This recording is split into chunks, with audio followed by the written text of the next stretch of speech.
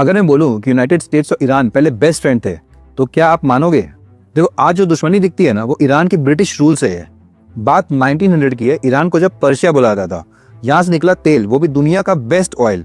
अब ब्रिटेन ने एक डील करी और बनाया एंग्लो ईरानियन ऑयल कंपनी। ये कंपनी वैसे ही थी जैसे इंडिया के लिए उन्होंने बनाया था ईस्ट इंडिया कंपनी।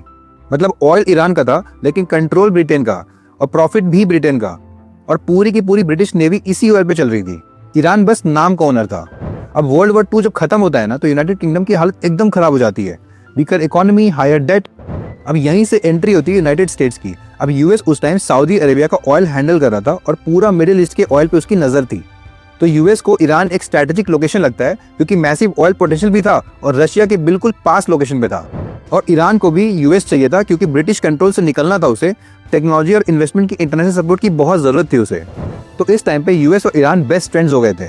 अब 1951 में ईरान के पीएम बनते हैं मोहम्मद मुसाडेक, और बनते ही पहला स्टेप लेते हैं ऑयल को नेशनलाइज कर देना। इसका मतलब होता है our oil our rules.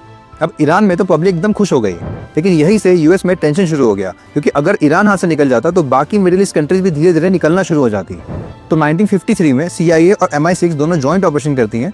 Media manipulation, fake protest और आर्मी इन्फ्लुएंस से ईरान की गवर्नमेंट को गिरा दिया जाता है, और उसके बाद शाह को पावर में बिठाया जाता है। अब शॉर्ट टर्म में यूएस को वापस कंट्रोल मिल जाता है, लेकिन लॉन्ग टर्म तक ये चल नहीं पाता। जब ईरान यूएस के इन्फ्लुएंस में आ जाता है, सारे लोग बहुत खुलकर जीने लग जाते हैं, लेकिन एक स्ट्रॉन्ग मोनार्की निकल कर आता है जिन्हें अमेरिकन कल्चर पसंद ही नहीं आती है।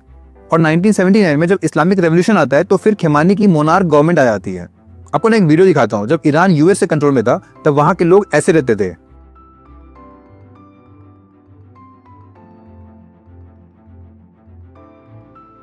और आज ऐसे रहते हैं।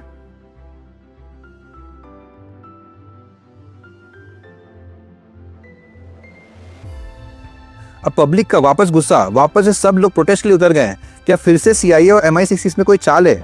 आपको क्या लगता है? कमेंट में बताओ, और ऐसे ही अमेजिंग ब्रेकडाउन इन्फॉर्मेशन के लिए चैनल को सब्सक्राइब करो।